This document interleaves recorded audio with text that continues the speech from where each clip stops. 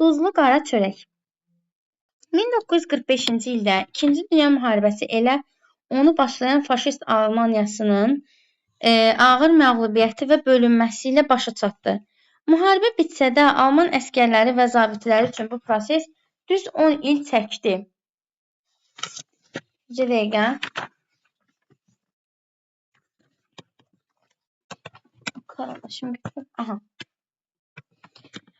Deməli, müharibə bitsə də Alman əskərləri və zabitləri üçün proses düz 10 il çəkdi.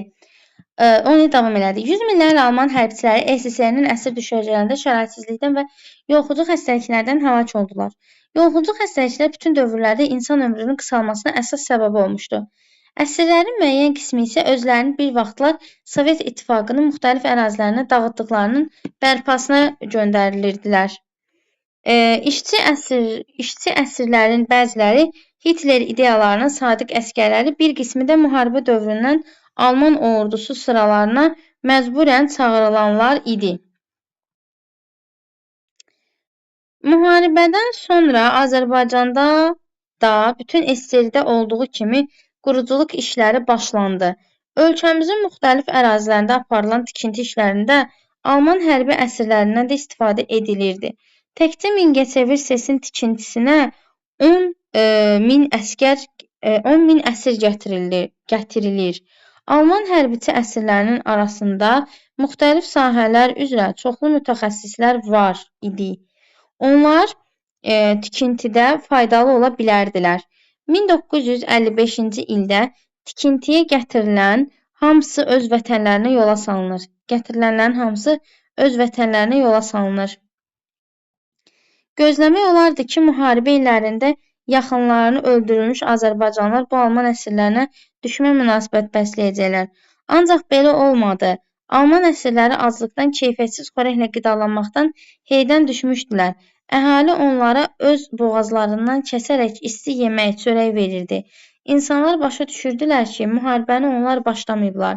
Saatlı rayon sakinlərindən olan 80 yaşlı qadın o günləri belə xatırlayır. Əsirlər gələndə mənim 6 yaşım olardı. Dəfələrlə mərkəzdən binaya qaçıb barmaqlıqlar arasından onlara konfet vermişəm. Səhərlər əsirləri işlətməyə aparanda onlara gizlincə evdə bişmiş qarı çörək uzadırdıq. Qara da olsa içində duzu olurdu, dadı əla idi. Mingəçevir SES-in tikintisinə gətirilən əsirlərdən olan keçmiş hərbi təyyarəçi Yelena Kehlerin sözlərinə görə Uralda olduqları dövrdə yerli əhalinin nəzarətçilərin tez-tez təhqiri, təzyiqləri ilə üzləşdikləri halda Azərbaycanda bununla rastlaşmayıblar. Ümidlərinin öldüyü zamanda yerli adamların mərhəmətli münasibəti əsirlər üçün mənəvi dəstək olub. Biz o vaxt öz aramızda danışırdıq ki, Azərbaycan çox fərqli bir yerdir. Belə insanlarla heç bir yerdə rastlaşmamışıq. Bizimlə döyüşlərdə əzizlərini itirmiş insanlar əvəz gözləmədən bizə yardım göstərir, can yandırırdılar. Əsirlərə vətənə geri dönməyə icazə veriləndə mənim kimi xeyli əsir yoldaşım Azərbaycanda qaldı. Azərbaycan və insanları bizə daha doğma idi. Süfrələrinin müqəddəs neməti sanılan çörəyi ilə hətta düşmənin qəlbində məhəbbət çırağı yandıran bu xalqın humanizmi heyranlıq doğurur. İstiqlal şairimiz Xəlil Rza Ulutürkün məşhur misraları yada düşür. Bircə qarışqanı da tapdamağa qıymayan, qəlbi ümmandan dərin, bənövşədən də kövrək, hətta düşməninə də duz çörək verən xalqım. Baxırıq. 221-ci suala. Deyir ki, mətnin üzərində rəqəm yazılmış sözlər. Ərazilərin dağıtdıqlarının, üzərində kişi yazılan əzizlərini itirmiş. 1, 2 yazırıq buradan. Məcazi məna, həqiqi məna. A-nan D-dən tuta bilərik. Əraziləri dağıtmaq həqiqidir. 1-ə yazıram D. 2-yə də avtomatik nə qalır? A. 1-ə D, 2-yə A yazmalıyamsa, 1-ə D, 2-yə A. 1-ə D, 2-yə A yazmalıyamsa, A-nan C-ni silirəm. Deyir, qasırğa yüzlərlə yaşayış binasını məhv etmişdi. Yəni, dağıtmışdı. deyə bilərəm də. Deyə bilərəm. Ona görə də qarşılığı sayıla biləcək. Məhv etməklə dağıtmaq. 1-ə yazıram, B ilə D. B-ni yaza bilsəm yazacağam. Nəysə, yazamadım.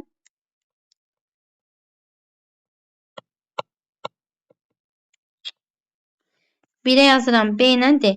Birə BD yazan kimi avtomatik cavabım çıxır ki, Y variantıdır. Bunlar da gedir. 2-ə də A ilə Y. Məhrum olmaq, qeyb olmaq. Ərazilərindən məhrum olmuş insanlar. Ərazilərini itirmiş insanlar deyə bilərik. C heç birinə getmir. Deyir, diqqətsizlik üzündən hardası salmaq. Sən deyirəm ki, uşaq pasportunu itirmişdi. Onda deyərəm C. Ərazi itirmək amma mənada deyil. Gəldik, çıxdıq 222-ci suala. Səbəb-nəticə əlaqəsi arasındakı uyğunsuzluğu deyir. Quruculuq işlərində müxtəlif sahələrin mütəxəssislərinə ehtiyac vardır. Nəticədə əsirlərin müvafiq sahələrdəki bacarıqlarından istifadə edilir. Düzdür. Çünki deyir, Alman əsirləri arasında xüsusi istedadı ilə fərqlənən, yəni həmin sahələri dərindən bilən yaxşı mütəxəssislər var idi. Ona görə onları Azərbaycana işlətməyə çağırmışdılar ki, o körpüləri zadı düzəltsinlər. Almaniya müharibəni uduzur, nəticədə məğlub dövlətin ərazisi parçalanır. Düzdür. Almaniya uduzur, elə Almaniyada parçalanır. Faşistlərin dağıtdıqları ərazilər bərpa edilməli idi. Nəticədə həmin ərazilərdə Alman əsirləri işləməyə məcbur edilir. Düzdür. Haranı dağıtmışdılar? Məsələn, SSR-ni dağıtmışdılar. SSR-ni də bərpa etməyə məcbur edilirdilər. Hadisəni oxumaq yadımdan çıxır. Əsirlər taqətsiz vəziyyətdə idi. Nəticədə əhali əsirlərə yardım edirdi. Düzdür.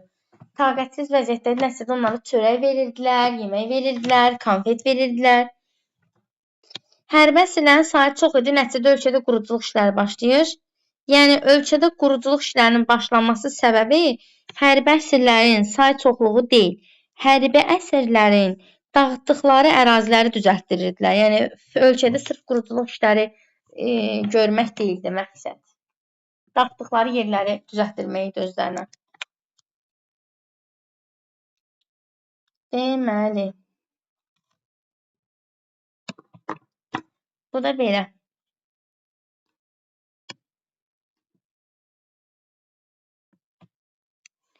Bunu da yazdıq. Keçirik 223-cü suala. Mətndə əsasən doğru fikirlər seçin. Azərbaycanda döyüşlər getmədiyi üçün əhalinin maddi vəziyyəti yaxşı idi. Nə əlaqə? Cəmaət özü də kasıb idi. Azərbaycanlılar əsirlərə fərqli münasibət göstərir. Düzdür. Deyir, onlar əsirlər özləri deyir ki, biz İranda fərqli münasibət gördük. Burada fərqli. İranda deyir, vəhşi kimi davranırdılar bizə. Amma Azərbaycanda daha yaxşı davranırdılar. Müharibədə hücuma keçən tərəf də ziyan çəkir. Müharibədə hücuma keçən tərəf Almaniya olur, nəticədə özü 2 yerə parçalanır. Eləcə cavab. Hərbi əsirlərin hamısı dağıdılmış ərazilər bərpasına cəlb edilir, hamısı yox. Xüsusi istedadı ilə fərqlənənlər belə deyək. Yarısı da sürgün olunur da böyük ehtimal. Azərbaycanda tikintidə işləyən hərbi əsirlər xüsusi təlim keçirilirdi. Bu haqda mətndə məlumat yoxdur. Qaydalara əməl etməyən əsirlərə Azərbaycandan getməyə icazə verilmir. Mətndə bu haqda məlumat yoxdur. Ona görə 2 ilə 3. İzah etməkdən ən çox nifrət elədiyim sual tipi 224 tipidir. Niyə? Çünki mətin bu birisi səhifədədir, sual bu birisi səhifədədir. Ora çevir, bura çevir. Ora çevir, bura çevir. İndi deməli, mən necə işləyəcəm bu sualı? Baxın, adətən belə olur da, belə deyim. Həmişə yox, amma adətən. Hansından çox başlayan varsa, hansından çox bitən varsa, onu yoxlamaq daha məntiqli olur həmişə. Niyə? Baxın, məsələn, fikir verin, 1 ilə bitən çoxdur. Deməli, mən 1-i ən axıra yazıb yoxlamalıyam. Bu münasibət bizə törətdiklərimiz barədə bir daha düşünməyə imkan verdi. Baxın, axırda deyirik, bizə yardım göstərir, can yandırırdılar. Bu göstərilən yaxşı münasibət bizə etdiklərimizi bir daha düşünməyə vadar edirdi. Deməli, bir axırdadır. Bir axırdadırsa, biz artıq qarantıladıq ki, yəni yoxladıq biri. Qarantladıq ki, A-la Y-ni çıxartmalıyam. Qızıl xırdalayıram ya burada. Belə suallar vaxt qazanmaq üçün də sərfəlidir. Yoxlamalısan, yəni axırda yenə. Amma başlanğıcını müəyyən eləmək üçün kömək eləyir, belə deyim. 1 ilə bitirdin. Sonra 1 ilə bitirdinsə A getdi, Y getdi. İndi saxladıqların içərisində 3 də var, 4 də var, 5 ilə də başlayan var, düzdür? Bəs ən çox nə ilə başlayırdı? 5 ilə başlayırdı, bir də 4 ilə başlayırdı. 5 ilə başlayırdı, 4 ilə başlayırdı. Gəlirsən mətnin əvvəlinə. Deyir, Hitler ideyalarına sadiq əskərləri bir qismi də müharibə dövründə Alman ordusu sıralarına məcburən çağırılanlar idi. Faşizm ideyalarını qəbul etməyənlərə belə hərbi xidmətə çağırılarkən seçim imkanı verilməmişdi. Burada görürsünüz, deyir ki, işçi əsirlərin bəziləri Hitler ideyalarına sadiq əskərləri, bir qismi də müharibə dövründən Alman ordusu sıralarına məcburən çağırılanlar idi. Məcburən çağırılanlar da, Hitlerçilər də hamısı çağırılır, düzdür? Deməli, faşizm idealını qəbul etməyənlərə belə hərbi xidmətə çağırılarkən seçim imkanı verilməmişdi. Yəni, mənə dəxlisi deyil, sən Hitlerçisən, yoxsa yox. Almansansa, gəlib işləməlisən. Deməli, 5 ilə başlayacağam. 5 ilə başlayacağam. 1 ilə bitirəcəm. 5 ilə başlayacağam, 1 ilə bitirəcəm. 5 ilə başlayıb 1 ilə bitirəmsə B getdi, A getdi, D getdi. İndi 5 ilə başlayıb 1 ilə bitirdiyimdə bir dənə nə var? C variantı. Görürsünüz, cavab hazırdır. Bir dənə 5 ilə 1-i yoxlamaqla cavabı tapdıq. İndi gəlin düzək. 5, 4, 3, 2, 1-dir. 5, 4, 3, 2, 1. Geri gedirmiş ki. 5-i yazdıq. Sonra 4, 3, 2, 1. 4-ü yoxlayaq. Deyir, müharibədən sonra Azərbaycanda da bütün SSRİ-də olduğu kimi quruculuq işlərinə başlandı. Müharibə illərində ölkənin təsərrüfatında hərbi əsir əməyi elə də böyük əhəmiyyət kəsb etməsə də başa çatandan sonra geniş vüsət aldı. Çünki onların əməyindən tikintidə istifadə olundu. Qısacası, bu cür işləsəz tapacaqsınız. Yəni, cavab 5, 4, 3, 2, 1-dir. Yəni, çox uzatmaq istəmirəm sualı. 225-ci suala keçmək istəyirəm. Hansı cümlələrdə deyir, yəni, ay Allah, zəhrim gedir də bu suallardan. Hansı cümlələr çıxarılsa mətnin məzmununda dəyişiklik olmaz? Gəlin, hamısını silək, bir-bir baxaq. Biri silək, ağla silək, oxuyaq. Biri sildik. Biri sildik.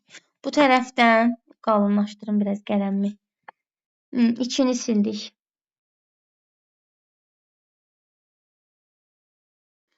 İkini silsən, əməli başlı bir dənə abzas gedir az qalan. Yəqin ki, silənməzsən.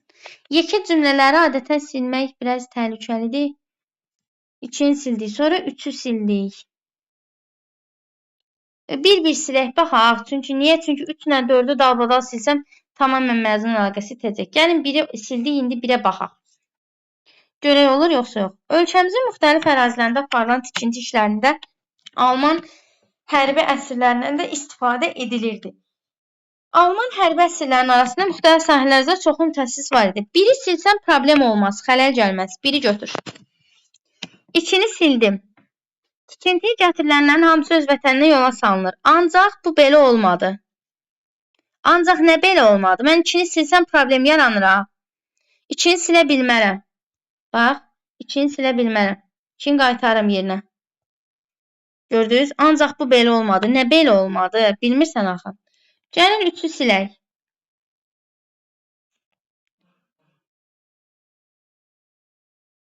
Deyir ki, əhali onlara öz boğazlarından keçərək isti yemək çörək verirdilər. Sanatlı rayon sakinlərindən olan 80 yaşlı qadın o günləri belə xatırlayır. Nəyinsə səbəbi, nəyinsə nəticəsi silinmədi. 3-ü rahat silə bilərəm. 1, 3. Gəlin 4-ü silək indi də. Sanatlı rayon sakinlərindən xatırlayır, sildim tutaq, düzdür? 4-ü sildim. Dırnaqla başlaya bilərəm mən. Başlaya bilmərəm axı. Çünki dırnaq kiminsə nitqidir. Mən o şəxsin kim olduğunu bilmədən necə hərəkət eləyəcəm? Yəni, hardan biləcəm ki, bu dırnaq kimə aiddir? Bunu kim deyib? Bəlkə alman əsri deyib, bəlkə Azərbaycanlı deyib.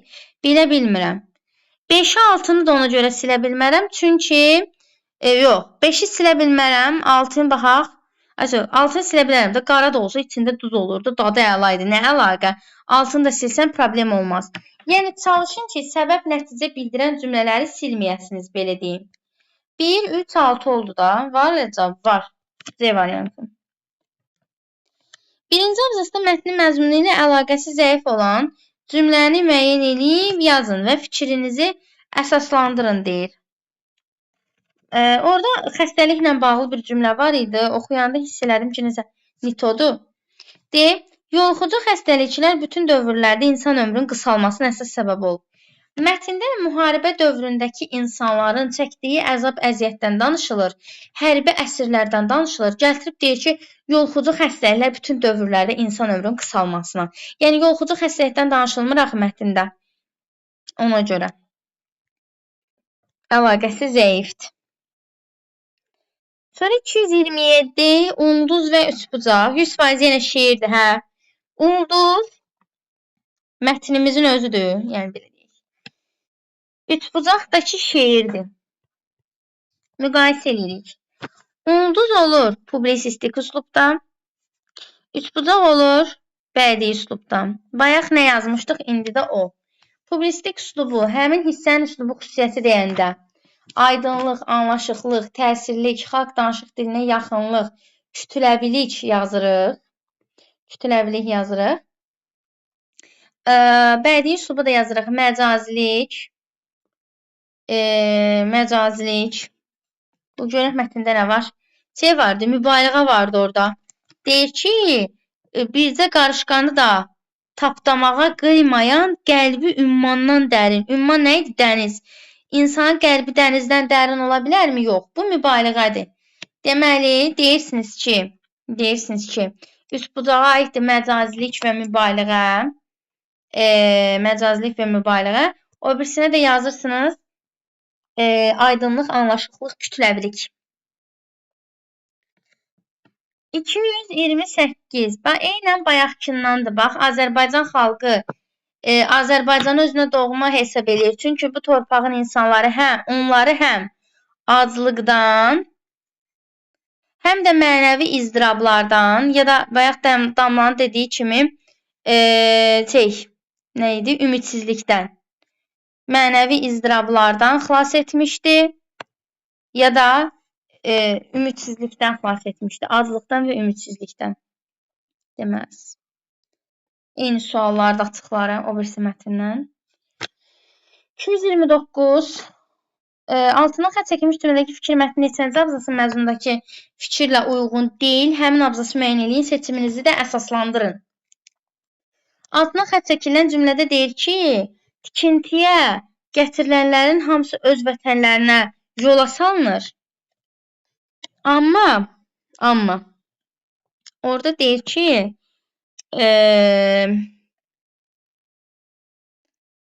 burada yazıb bir dəqiqə.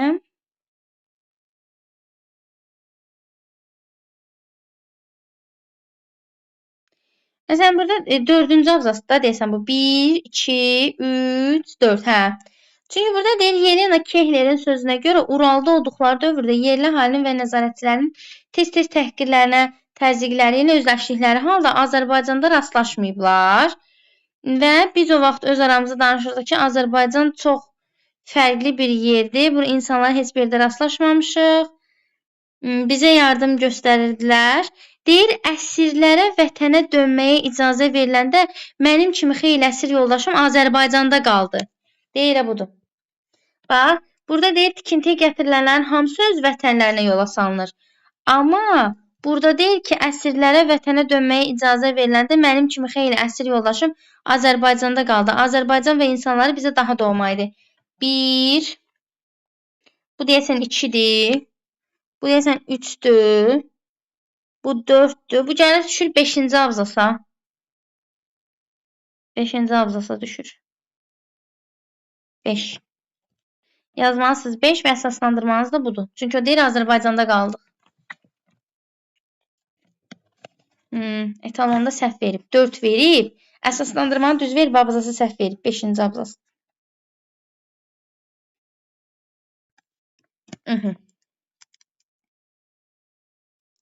Sonra 230. Əsir düşən hərbiçilərə qarşı amansız münasibət olmuşdu. Fikrinə əsaslandıran ən az 2 fakt yaz. Amansız münasibəti harda görürlər bunlar? Uralda. Hə, yox. Neynidilər? Onları əsir götürüləndə SSR-də abadlaşdırma işlərində təzədən necə deyirlər? Bərpa işlərinə cəlb edirlər, belə deyək. Tikinti işlərinə Alban əsirlərindən istifadə edilirdi. Bu bir. İkincisi, aclıqla yaxşı qidalanmırdılar. Baxın, deyir ki, Alman əsirləri aclıqdan keyfiyyətsiz xörəklə qidalanmaqdan heydən düşmüşdülər. Yəni, yaxşı yeyib içməkləri yox idi, belə deyək. İşlədilirdilər. Sonra deyə bilərik ki, aralarında yoluxucu xəstəliklər yayılmışdı, yuxarıda da deyildi. Yüz minlərlə Alman hərbçisi SSR-ə düşərgəndə şəraitdən və yoluxucu xəstəliklərdən həlak oldular. Ən az 2 fakt deyir, biz üçünü dedik. Yoluxucu xəstəlik və şəraitsizlik, əsirlərdən tikinti işlərində istifadə, bir də keyfiyyətsiz xörəklə qidalanma. Bu üçün əsas kifayət edər. Bu mətnin izahı da belə.